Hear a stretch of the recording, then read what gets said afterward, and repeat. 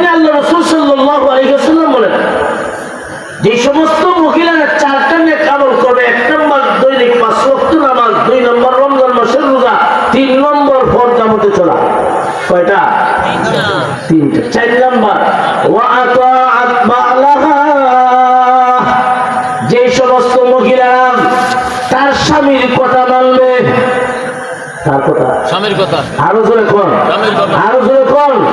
আল্লাহর নবী বলেন, যে সমস্ত মহিলা তার স্বামীকে সন্তুষ্ট রাখবে, স্বামীকে খুশি রাখবে, কোনদিন স্বামীকে কষ্ট দিবে না, স্বামীর কথা মেনে মানিয়া দুনিয়ার জীবন চালাইবে।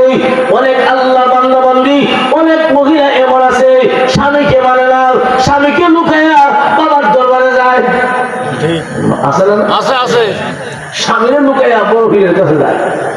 অথচ আল্লাহ রাসূল বলেন, ও মা বোনেরা, আল্লাহ ছাড়া কোন গায়রুল্লাহর সামনে যদি সেজদা দেওয়া জায়েজ হতো, আমি মুহাম্মদুর রাসূল আদেশ দিতাম দুনিয়ার মহিলাদেরকে, তোমরা তোমাদের স্বামীর পায়ের নিচে সেজদা দাও।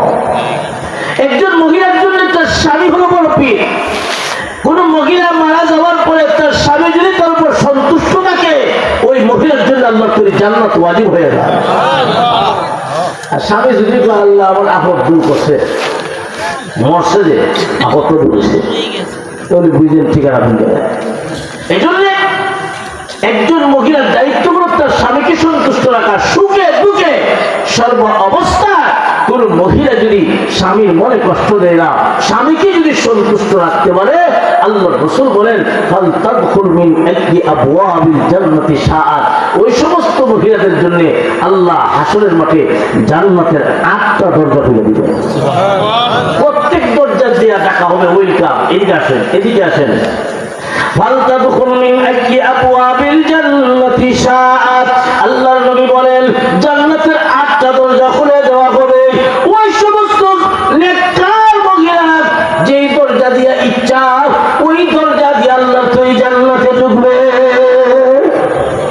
কাজ সহজ না কঠিন? আরো খুব সহজ। এই 4টা কাজ যদি কোন মহিলারা করে, আল্লাহ রাসূল বলেন জান্নাত ওয়াজিব হয়ে যাবে। পার্বতী ইনশাআল্লাহ।